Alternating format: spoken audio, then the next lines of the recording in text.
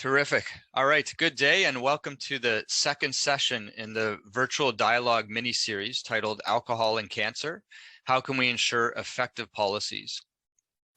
This webinar series is brought to you through a partnership through the Union for International Cancer Control, or UICC, and the Canadian Partnership Against Cancer, also referred to as the Partnership.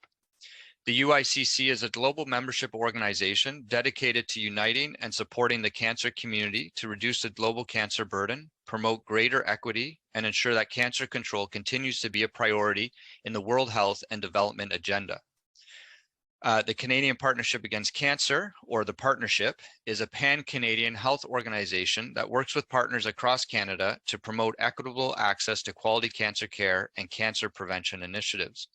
On behalf of these two organizations and our guest speakers, we welcome you to this session. Next slide, please. Great.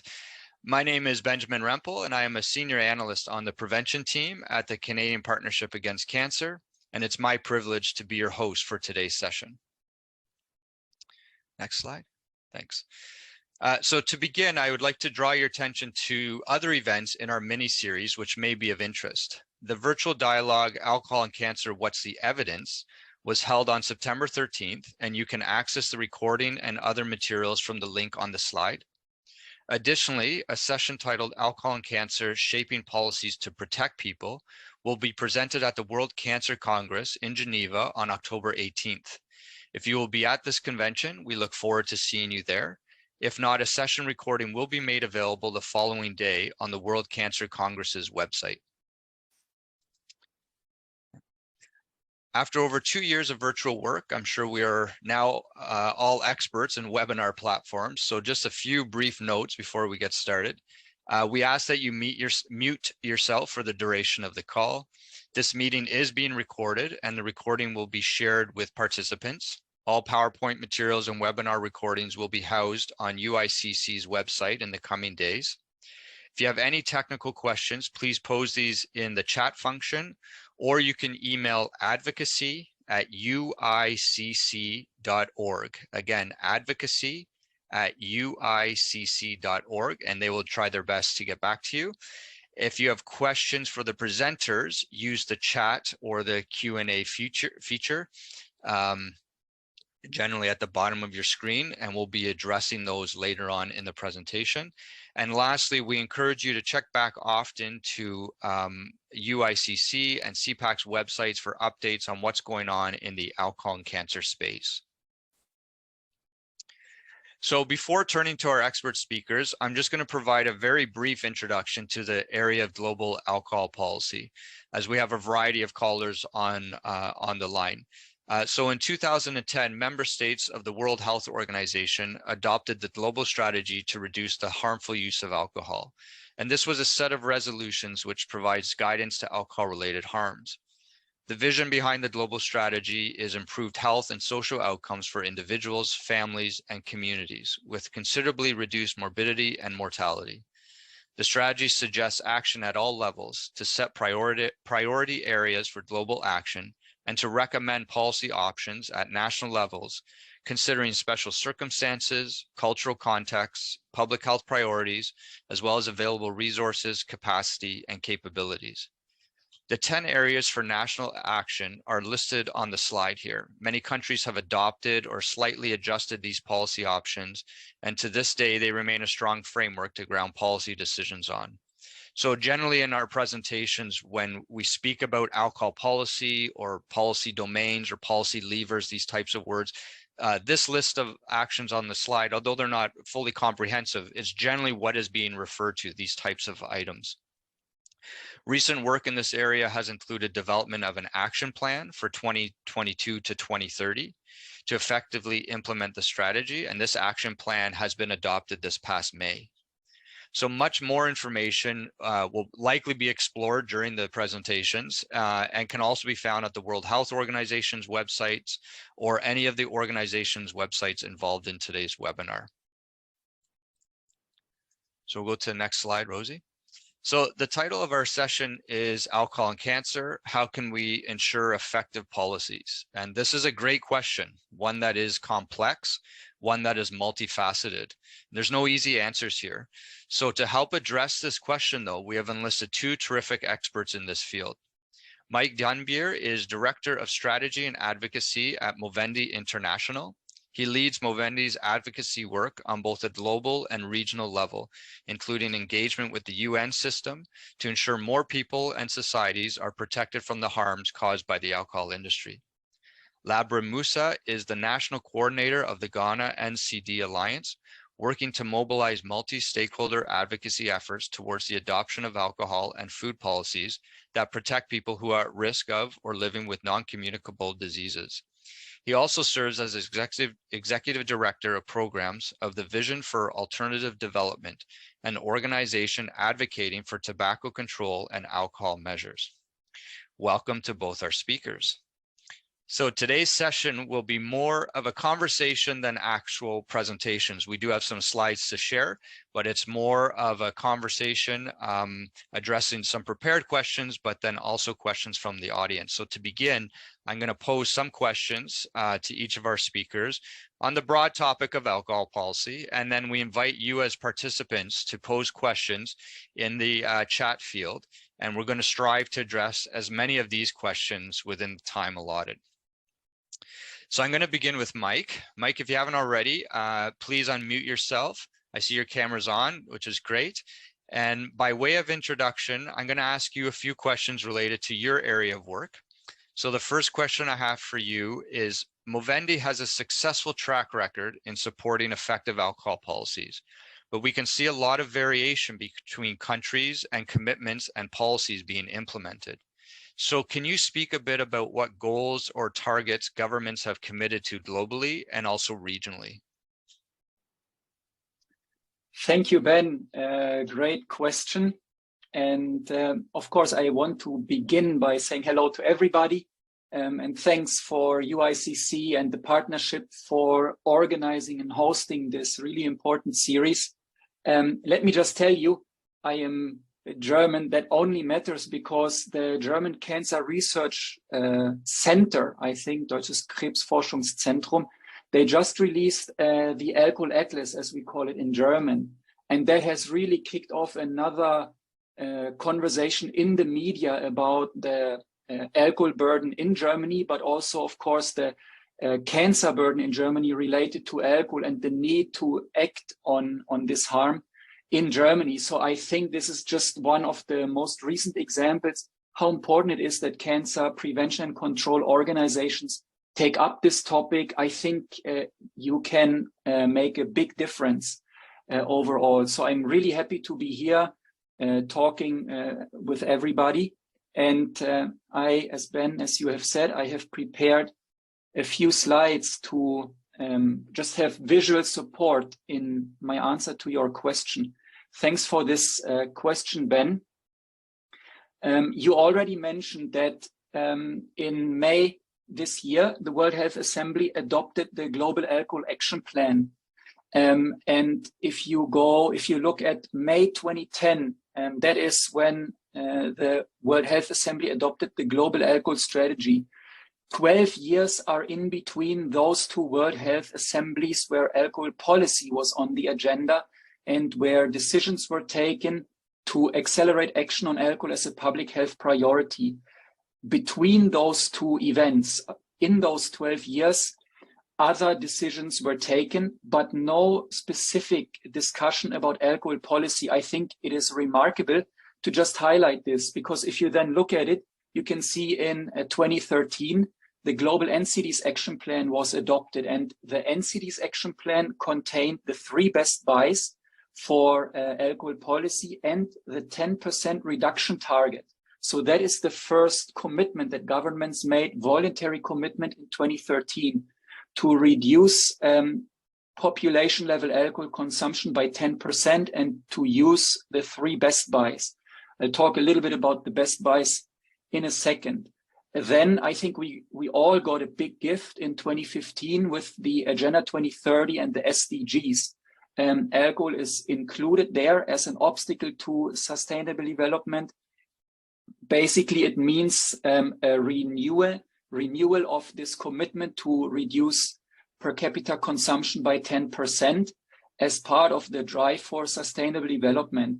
These two decisions were possible because of the adoption of the global alcohol strategy in 2010. And that information matters why, I will tell you in a few seconds. And then in 2018, we had another important milestone, a new commitment, when the SAFER initiative was launched, actually on the margins of the high-level meeting on NCDs, the third high-level meeting that was held at UNGA in 2018. So the SAFER initiative was then not just the 3 best buys, but a policy blueprint that included 2 more good buys, so to say, and really an initiative, a partnership to advance alcohol policy. And that brought us then, after 12 years of alcohol policy not being as a standalone item on the agenda of global health, back to this year and last year, where the Global Alcohol Action Plan was adopted. A new commitment is included there, and that is a 20% reduction of per capita consumption until 2030, a renewed focus on the best buys, and a renewed focus on advancing SAFER. So this action plan really focuses on what we know works best and is most effective. And so this is an overview over the commitments that our governments have made. Truth of the matter is that this decade that we are looking at has been a lost decade. And without the decisions in the NCD space, I think we would be in an even weaker position today. The way to show you that it's a lost decade is to actually compare tobacco control and alcohol policy. So we have the Framework Convention for Tobacco Control, but we have no binding international instrument for alcohol policy. We only have the Global Alcohol Strategy and the Global Alcohol Action Plan. Empower was already launched in 2008. 10 years later, SAFER came, that I just mentioned. I'll tell you a little bit about what SAFER contains in a minute. And then we also like to actually consider the infrastructure, where in tobacco control, there is solid, strong infrastructure to work with civil society, to build capacity of governments, even to take on litigation that is coming from the tobacco industry. This infrastructure is much weaker in alcohol policy at the global, regional, and often on the national level. It's improving now through SAFER. It's improving through the NCD Interagency Task Force. That's how it's called. And the World Bank has begun to do a little bit of work. Financing is also a big discrepancy there. If you just look at how much Bloomberg, so philanthropy, is investing, and how much the WHO is investing.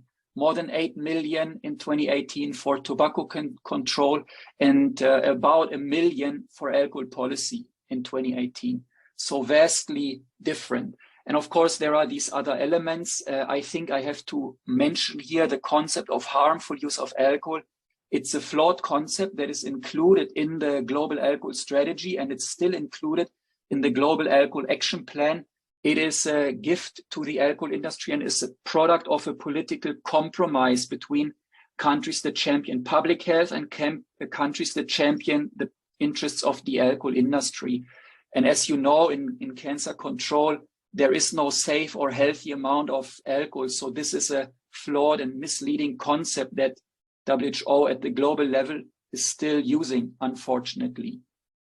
I mentioned that we are looking at a lost decade, and that is the answer to your question, Ben, about what is the role of these global commitments in shaping policy.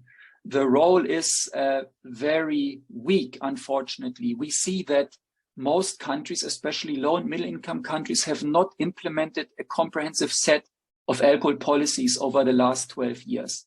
So the global alcohol strategy has really been inadequate. Most countries are to this day failing to implement the best buys, so the policy solutions that are most cost effective, that are well proven and impactful. And we can also see that projections actually show that the global targets in the NCD action plan, in the SDGs, they will not be met if countries don't accelerate action. But of course, there are some champion countries and there are some success stories that show that alcohol harm can be addressed and people can be protected from the harms caused by alcohol companies. And I can get back to this later. So just to substantiate this a little bit more, why this is a lost decade and why the global commitments since 2010, they have been insufficient. So across the 3 best buys, we can see in terms of affordability, very few countries are using alcohol taxation from a public health approach to reduce population level consumption and prevent harm. In terms of availability, we can see that less than 1/3 of countries have regulations on outlet densities and days of sale, which is the best buy in the NCD action plan.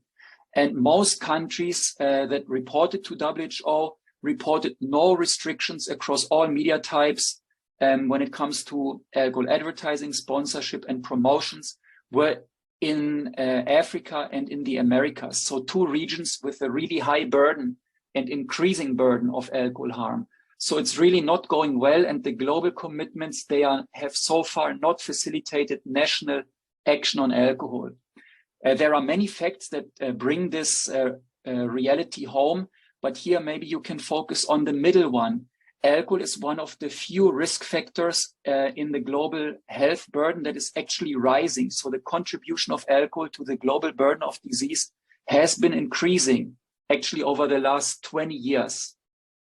And here are then the 3 best buys: alcohol taxation, decreasing physical availability, and banning alcohol advertising, sponsorship, and promotion.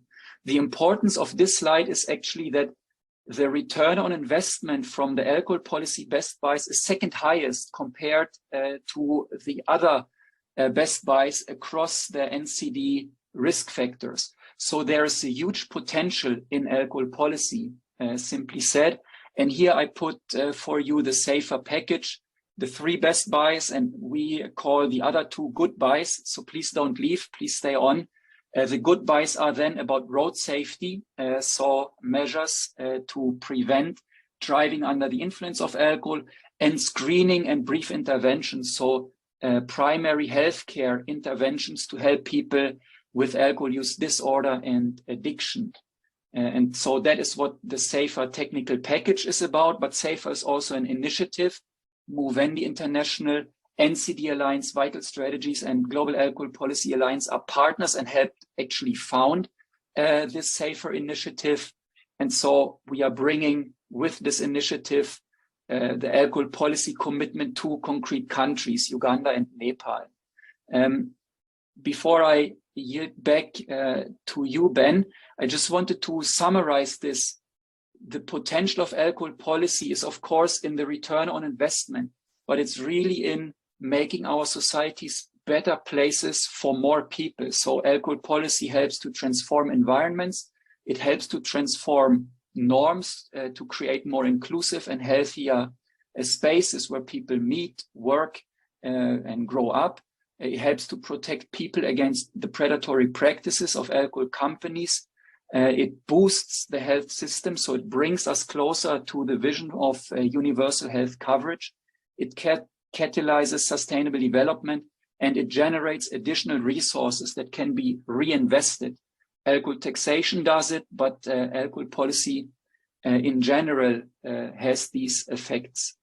And now the question is, of course, how can we talk about the 3 best buys? So, for example, reducing the availability.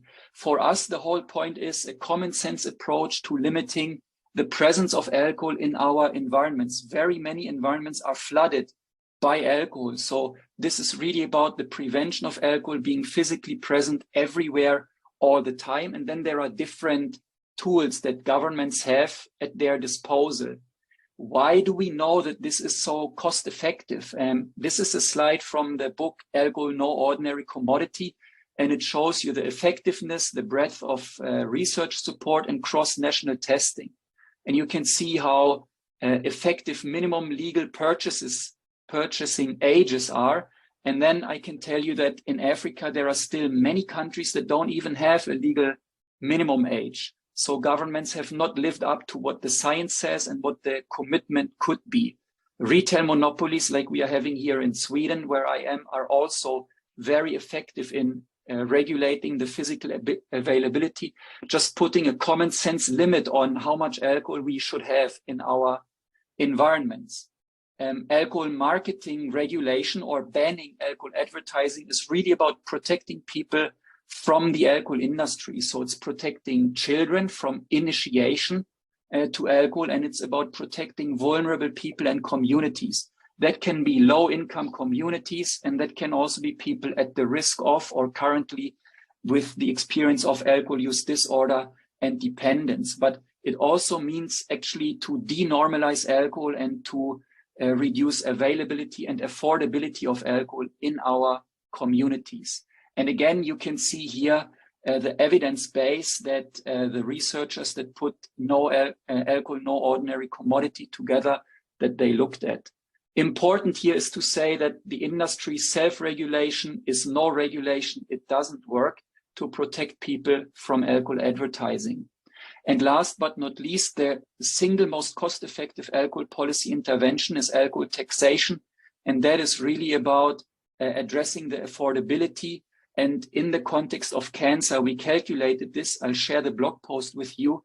If we would succeed in reducing alcohol per capita consumption by 10%, that would lead to a 10% reduction in alcohol-related cancer deaths. So every year that would be 57,000 fewer deaths due to cancer that are caused by alcohol. And here is the evidence base for alcohol taxation, highly cost effective, very well studied, and very well implemented in different countries around the world. And we will get back to this later. So with this, Ben, I hope I answered your question well, and I turn it back to you and Labram. That's great. Thanks so much, Mike. Yes, you answered the question very well. Thanks for sharing all that great information. It's great to hear that context as well about the global framework. Thanks for that background. I want to get Labram involved, but just before I turn to Labram, Mike, just briefly, if you could speak to, are there any countries who are leading the way in terms of policy development and implementation that serve as good case studies, I suppose? Happy to answer this. I put it on a slide here. There are countries that are leading the way in very many different regions of the world. So there is Thailand, for example, with excellent evidence-based alcohol taxation. There is Kenya with one of maybe the best overall alcohol law in the African region. There is Vietnam with a very good alcohol law that the industry watered down a little bit. And then there are countries like Lithuania. They banned advertising, increased taxes, and increased the age limit. And people are really supporting this policy change from recently. So we can see countries from different regions. And I put the United States and France in brackets. There are also countries that have very good measures in place. France, for example, has a world-class alcohol advertising regulation, actually a ban of alcohol advertising, but they are going the wrong direction. And in the United States, it's the same way. They have very good physical availability regulations in the United States, but the alcohol industry is succeeding in undermining this, and policymakers are worsening these alcohol policy solutions. So we have positive developments that really show that this can be done and the impact it has. And then we have negative developments around the world. Thanks, Ben. That's terrific. Thanks very much. That's great information, Mike. You've hit a nerve with our participants because the questions are coming in furiously now. So we have several questions lined up. So we will get to those very shortly. Thank you for your questions coming in. But we're going to move our focus to how things are being implemented in one country specifically. So I'm going to switch focus to our second speaker. Labram, I see your camera's on, which is great. If you can unmute yourself. And by way of introduction, the first question is, could you just briefly walk us through the journey that Ghana's alcohol policy work has taken? Right, so thank you very much, Benjamin. I guess you can hear me now. Yes, thank you. Great. Thank you so much for the opportunity, and thanks to UICC for the invitation as well. And then let me also add my voice to what Maik just indicated, the fact that this is an important meeting, because indeed there's a lot of progress with respect to alcohol control at all levels, national and at the global level. So indeed, it's a great platform, and we commend you for that. And so let me start by saying that the alcohol process, and let me say the legislative process generally in Ghana is mostly a participatory one. It is open for, everyone, every citizen to participate whenever there's a process of legislation or policy. Mostly it's government sponsored, but let me also say that sometimes the private sector, can also push for such a legislation. And then also, once there's a need, the sector ministry, so here the Ministry of Health, for instance, began the process of having a draft, and then with stakeholders' participation, and then probably it goes to the, the legal department of the sector ministry, and then from there it moves straight to the Attorney General Department, and then from there it goes to, Parliament for parliamentary processes. But with respect to alcohol and then, other health-harming commodities, the processes are supposed to be the same, but because of the interest of the alcohol industry, the processes are not very easy. It takes a long time. So let me say that in 2009, for instance, the alcohol bill was drafted. And surprisingly, it was also drafted by the alcohol industry. But the alcohol industry was the first, to present to the Ministry of Health a draft, of alcohol regulation. But together with the WHO, the draft was actually, thrown out, and the new one began around 2009.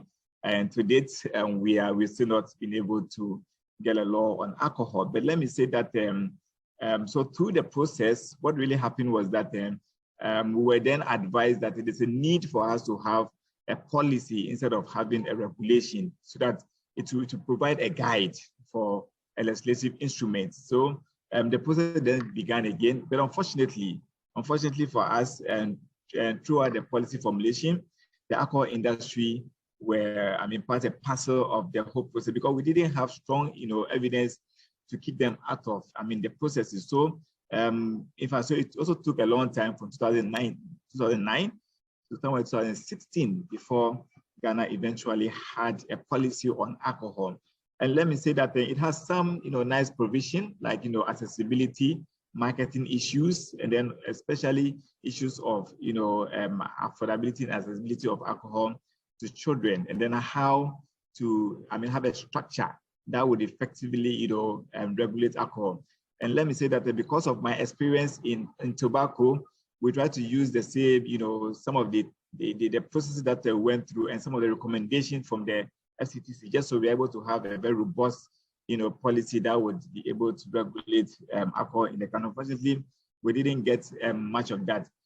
Now, so the challenge, obviously, looking at the period that it takes before, having a legislation or a policy on alcohol in the country, definitely has to do with the fact that the industry is very much involved because of, lack of funding from government, to invest in alcohol control issues, and primarily because the alcohol industry is seen, quote unquote, as a stakeholder, and then also as a formidable, player in terms of closing the gap of unemployment in the country. And I must say that, and this resonates to many other countries, especially in the African sub-region. But and then also there's this kind of political will, which obviously has become one of the major setbacks in all of this. Now, suffice to say that somewhere in 2015, and we actually had, a member of parliament, who felt that there's a need for government to regulate alcohol, especially looking at the extent to which alcohol is being advertised on radio, on TV, without any, kind of, regulation. So this was actually debated in Parliament, and it was through the efforts of civil society organizations like the Vision for Authentic Development way back in 2015. So the issue became more or less like a national conversation, and that led to Ghana eventually, restricting, coming out with a policy. So here I'm talking about the Food and Drugs Authority. That is the authority that has the mandate to regulate alcohol in the country. Eventually, came out with a regulation policy or guidelines to restrict, well-known celebrities from alcohol. In fact, they were actually banned. Well-known celebrities were banned from alcohol advertisement on radio, TV, and even any other means that would, attract, young persons from alcohol, intake. And the second, success that we knew with CHOC was the fact that there was also a restriction of advertisement of alcoholic beverages on our screens. I'm talking about TV and radio from 6 a.m. Up to 8 p.m. You could not advertise alcoholic beverages. So these were some of the success stories that I must say that we CHOC, even without a policy, because as a country and as civil society, we pushed to ensure that at least we're able to get this intervention, within the space. In fact, this didn't come easy because there were legal threats especially by celebrities, footballers, musicians, because they were those who were actually advertising on radio and on TV, and so when this was banned, they actually threatened legal actions. But we also have to call their bluff and say that even if they took legal actions, they know they're not going to succeed, because we knew that public health would always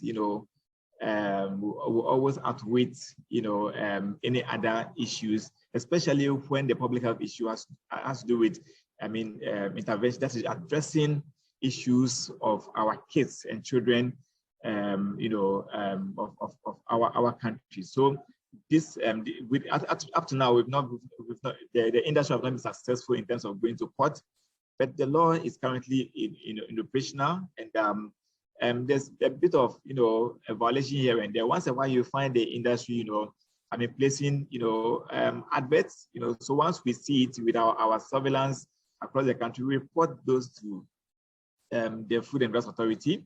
And sometimes the industries are fined, and sometimes they are warned, and then the media outfit is also warned, just so we're able to create that kind of sanity, and then devoid of alcohol advertisement. In fact, and this was primarily because we wanted to protect our children from the exposure of alcohol, especially on the screen, because children are more, attracted to moving, stuff than when it is static. And then the second aspect, big challenge that I know this is across the globe, has to do with the industry supporting or collaborating with the National Road Safety Authority, and even at the global level, I know that they are also supporting road traffic issues, with the mindset or with the agenda of, promoting their products, but again, convincing policymakers and government that they are also supporting issues of road traffic interventions in many countries. This has come up to us. We have written to the authorities to ensure that at least the industry is taken out of, this kind of intervention, because once they do that, they create, an environment for people to see them as a good corporate entity because they're supporting road traffic interventions. So I would end here. If there are any questions, then I'll respond to them. Thank you very much, Benjamin. No, thanks very much, Labram. That's a terrific answer. Very comprehensive. Thanks for sharing the work being done there. I have a follow-up here. If you can briefly just talk about, you did speak about this a bit, but the question is, how have you mobilized different communities in supporting effective alcohol policies? You kind of already started to explain that journey, but if you can just briefly pick up on that, that'd be great. Great. So thank you very much. Indeed, I must say that the community plays a very critical role in advancing NCD and then alcohol policy interventions, especially in my part of the country. So what we did was that we thought that there's a need for us to stop working in silos. So the Vision for Development, then mobilized civil society organizations, especially civil society organizations, who are normally, the voice of the voiceless, as we call them in my part of the world, you know, and then the media as well. We actually have to train. I mean, so currently we have a media network that you know that were trained, you know, recently.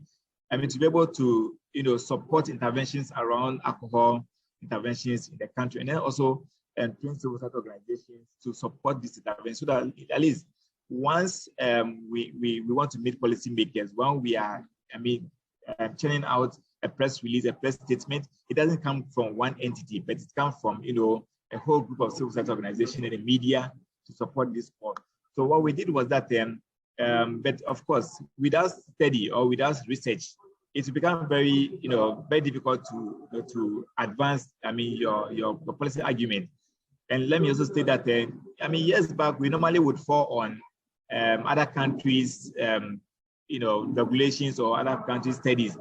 But we thought that there's a need for us to have ours. So we did a study on alcohol buying campaign. That was the name of the study, where we look at the extent to which, you know, children are exposed to alcoholic beverages, and the fact that whether indeed the industry is actually complying with the so-called, you know, self-compliance that they always say that, I mean, they do. And indeed, it turned out that almost about 80 to 90% of the children who actually walk into the shop were actually able to buy alcoholic beverages without no questioning. And these were teenagers who went and bought. So we use that as a basis, you know, to advance our cause. And then also to mention that with the support of IOGT, I mean, now Movendi, you know, the Ghana Alcohol Policy Alliance was formed in 2017 thereabout to also, I mean, support this intervention so that we don't work in silos. And then let me also add by saying that finally around 2000 and about 2 years ago, the Ghana NCD Alliance, you know, because of lack of support in terms of financial and technical support, the Global NCD Alliance also supported the, you know, the Ghana NCD Alliance with some funding and technical support also from Movendi International to start, you know, the conversation again around alcohol regulation. So currently the alcohol regulation is being worked on. It's currently with the Ministry of Health. But again, there's a bit of a delay over there again. We are hoping that at least by the end of the year, going to early next year, we should be able to go through the process and then have a very, a very, a formidable, I mean, one of the best alcohol regulations, in the country. I'm saying this because currently, Movendi International, have had the opportunity of reviewing the current, regulation that is being, worked on by the Ministry of Health and the policymakers. So basically, let me end by saying that yes, indeed, civil society and the media has been mobilized forcibly. And let me also not lose sight of the fact that indeed, we also use people, or we work closely with people living with non-communicable diseases, because we believe that they are a force, a very huge force to reckon with when it comes to issues of alcohol and alcohol-related diseases and problems that people normally would face. So the people living with NCD community are also a force that we have worked closely with, when we are meeting with policymakers, when we are discussing policy intervention, just so they bring their own perspective of how alcohol has impacted their lives in terms of how it's increasing their poverty level. The fact that the cost of treatment is high because cancer, cancer is currently not enrolled within our national health insurance packages. But let me also say that indeed, not all cancers, because currently about 4 cancers, childhood cancers, have been rolled up within the Ghana's national health insurance package. And other cancers that affect people who are, alcoholic, people who are, who are alcohol dependent, all of those ones are not being catered for. So people have to spend out of pocket, to be able to care for such interventions, for such diseases when they contract them. So civil society, the media, the youth, and then as well as people living in NCD has been a very strong force to reckon with in this whole agenda or space within which we do our advocacy. Okay, that's great. Thanks so much, Labram. Thanks very much for that information. Very interesting. Okay, we're going to turn to, we have a lot of questions here from the participants. So this is great. A lot of interest being taken here. So Mike, I'm going to turn to you first for one of the questions. I'm going to ask both Mike and Labram, try to keep your answers quite concise. Aim for a minute, if you can, 1 minute answers, because we have several questions and it would be great to get through most of them if we could. So Mike, I'll turn to you, and then Labram, I'll turn to you for the same question as well, because you'll have interesting points on this too. So the question is, do you think that the continuity of all, oh, my question disappeared here. Somebody switched something. Hold on just a minute here. Okay, sorry. Do you think the continuity of all UN resolutions and other mechanisms, such as the Global Alcohol Strategy, should lead to an FCTC-like treaty? So Mike, that's a question for you. Perhaps you can start by describing FCTC and then go to the question. Thanks for this question. FCTC, Framework Convention on Tobacco Control. So it's a global binding treaty that binds governments to action on tobacco control. Now, I'm not an expert in tobacco control, but what I just explained in response to your first question, Ben, is actually the case for why we need a global binding instrument for alcohol policy as well. So a framework convention on alcohol control, or a global binding treaty on alcohol. The shape that it will take, I don't know yet, but we need this. We need binding regulations. We need a place for governments to discuss cross-border issues. The alcohol industry is transnational. Alcohol regulation challenges are transnational, and governments have a human rights obligation to protect their people from alcohol harm. So I think there are 3 reasons for why we need global binding instruments. And then there is a really strong case, because the infrastructure that we have right now, the commitments that we have right now, they have so far not facilitated action commensurate with the burden that alcohol is causing our societies and communities. Okay, that's great. And just to follow that, what would be, you spoke to this a bit, but the second part of the question was, what are some hurdles that would impede the development of that work? Yeah, I think there are 2 hurdles: the alcohol industry and countries that do the dirty work for the alcohol industry. The evidence is very clear. I think civil society is coming together stronger and stronger, like this event itself is showing. So I think there is no lack of capacity for advocacy, for making the case. There are countries that really want this: Africa, Southeast Asia, even European countries.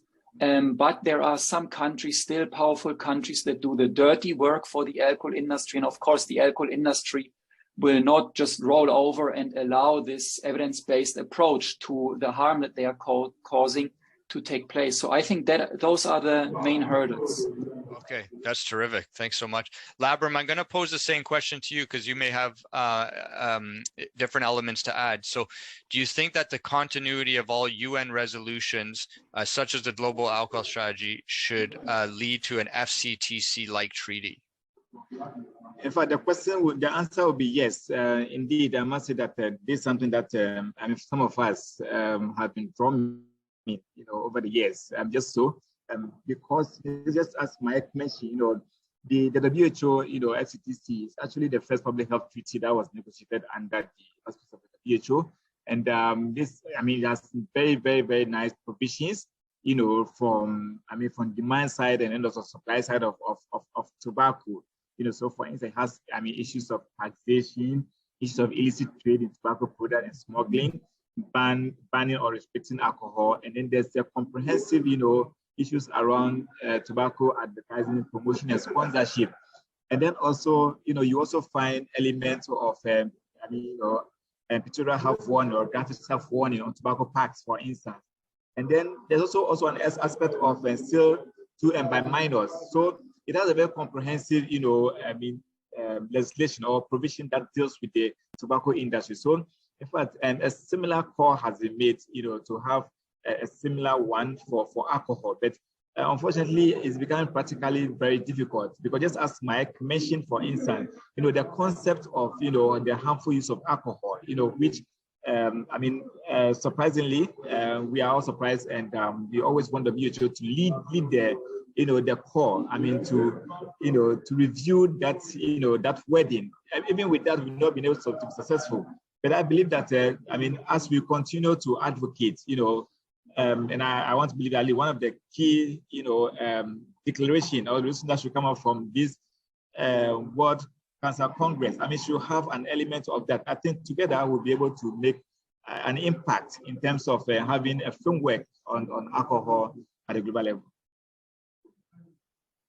Okay, great. Thanks so much. Okay, next question. This one is for Mike. In response to your presentation, you did mention the importance of changing social norms. Are there any examples that we can learn from regarding how best to do this? The comment is, we struggle with poor public awareness, but we also know that data alone isn't going to change behaviors and opinions. So how do we start shifting social norms in relation to alcohol? Such a great question, and I only have 1 minute. Should be another presentation in its own right. Policy drives norms, and norms drive policy. So there is give and take. The best buys are in alcohol policy are the starting point to drive norms, and there is a added benefit. So I think when we get to make the case for why we need to increase alcohol taxes, we get to have a conversation about denormalizing alcohol, exposing the alcohol industry, talking about the harm that we see in our families and communities. So that conversation in itself increases public recognition of the harm, or just normalizes the situation. It's actually okay to talk about the harm that we all know is prevalent in our communities. So, and then a good example is Lithuania. They increased the age limit. I don't know if we all would have thought that, yeah, this is something that a country would do. And now people support this age limit. They don't want, the alcohol industry wants to lower it again, but people don't support this. They just defeated also action in the parliament where some parties wanted to lower the age limit again. So here is a clear connection between policy implementation, positive impact on society, people support for this policy, and then norms changing around it. But of course, there are other ways to affect norms. Labeling is a good way, warning labels about alcohol and cancer. And I think some social marketing interventions that I think can at least counteract all the barrage of messaging from the alcohol industry. That's great. Thanks so much. I love that quote, policy informs norms, but norms also inform policy. So there's an intersection there that we have to be crucially aware of. Okay, Labram, I'm going to turn to you for this next question. And it's a loaded question. So good luck answering this. What can we do about social media? I mean, that's huge. So the question is, we have seen a lot of advertising increase to youth for both alcohol and tobacco. What are some initial steps we can do to start to address the barrage of social media advertising? Labram. Yes, indeed. This is a very, huge question. So, but let me begin by saying that, so we have started an initiative where we are beginning to have interaction with, students in many of the second cycle and then in the tertiary, in the university, schools, where we try to, build their capacity on, just so they support our social media drive, so for instance, we will be creating, interventions on social media issues, about cancer and alcohol, why alcohol is harmful to your health, so that we can have it splashing there in the social media space. And this is one intervention that has been successful somewhere in Kenya, especially on tobacco issues, for instance, because most of the consumers of alcohol nowadays is the youth, so that's one area we thought, could help us a lot. And then also there's a need for, legislation. But of course, legislation on social media in my part of the world is very, very difficult. Very, very difficult to restrict, interventions around alcohol or, or tobacco within the social media space.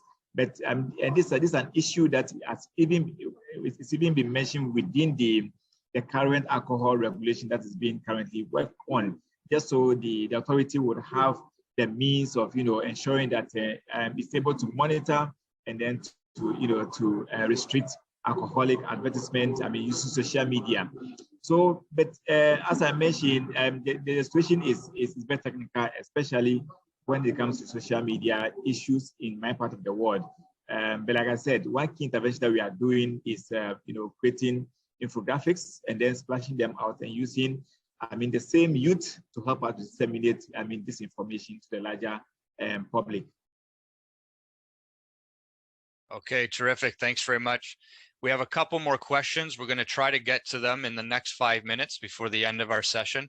Labram, I'm going to stay with you. The question is, how has COVID-19 complicated efforts in advancing alcohol policies?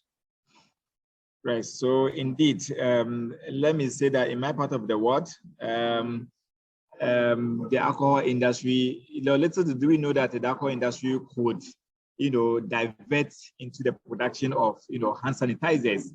So we're like, so if indeed the alcohol industry can diversify, just as, the Framework Convention on Tobacco Control has, clearly stated that there's a need for, for countries to look at alternative, livelihood, so that the industry who always claim that, or people claim that because of the money involved or how much they gain from tobacco, they are unable to switch. There's a need for countries to look at alternative means. So the industry indeed, in many parts of the world, especially in my part of the world, in Ghana and then also in Nigeria, Kenya, and the industry came out with innovation by creating, hand sanitizers. And then, unfortunately for us, the industry also supported, a lot of intervention in terms of supporting, the funds that government eventually created, COVID-19 funds. The industry also supported. And they didn't support it by keeping quiet. They supported. They made sure the whole world got to know that indeed they supported such intervention. And let me also say that though there was a lockout, during the COVID-19 period, I think we need to do a study to ascertain whether if indeed alcohol intake was high, maybe might help us with this, because with tobacco, it actually revealed that even during COVID-19 period, the industry was still at work. They were using strategies to ensure that the product, is being sold. So research or current study indicate that the industry actually made a lot of revenue, a lot of income, a lot of sales during COVID-19 for tobacco. Sales.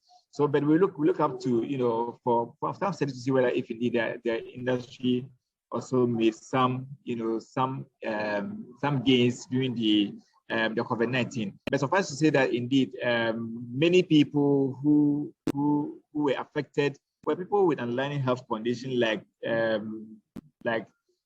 cancers, and we were able to draw the link between cancer and alcohol, between tobacco and alcohol, just so people will refrain from taking alcohol, and then just so they're able to build their immune system and to stay strong and healthy during the pandemic. That's great. Thanks so much, Labram. We have time for one more question. Mike, I'm going to ask you. And I'd also just remind the participants, please view the chat. There's some links that have been posted there. There's one to a terrific Movendi blog on alcohol cancer link. And then there's also a link to banning alcohol advertising on social media. So please check out those resources. So the last question, Mike, I'll turn to you. What's your advice for organizations interested in starting alcohol policy work? Oh, wow, that is a great question. advice, I take it this is the cancer prevention and control community. I think link up, if there are, with organizations that already deal with alcohol policy advocacy in your community or society. Focus on values rather than facts. So what is it that we want to accomplish with an alcohol policy intervention? And then I think try to do advocacy consistently. We know that the decision makers know very little, so any conversation helps to build recognition of the need for action, but we need to do it consistently. And lastly, I think be prepared that there might be attempts by the industry to capture your efforts or to hijack your efforts. So we see this everywhere, small initiatives, and then big Heineken comes in a country like Slovakia trying to say, well, how can we support? And in a way they try to buy. So reach out and build a coalition, be prepared to do it over the long term. I think know that you make a big difference in increasing the recognition, and be ready to protect your initiative from alcohol industry capture. Terrific. Thanks very much. And thanks for ending on a positive note. What can be done? So those are great steps forward for what can be done. So we've nearly reached the end of our time. As we wrap up, I want to say a special thank you. Sorry, Rosie, if we can go to the last slide, just a thank you slide there. I want to say a special thank you to our two fantastic expert speakers for their time and dedication to present their knowledge on this important topic. It is our belief that working in close partnership with cancer prevention organizations, we can significantly reduce cancer rates globally. I also wish to thank all of you for attending, for your time and attention to this important topic area. Please note that an evaluation survey and today's recording will be distributed over the next few days to everyone who has registered. We encourage you to complete the evaluation survey to improve future offerings. Also, please share the recording link with your colleagues that were unable to make it today so that this information is shared far and wide. The logos of who brought you this presentation are on the screen there today, and we thank very much to those organizations. So once again, on behalf of all of us, we thank you for attending and wish you a pleasant day. Thank you and goodbye.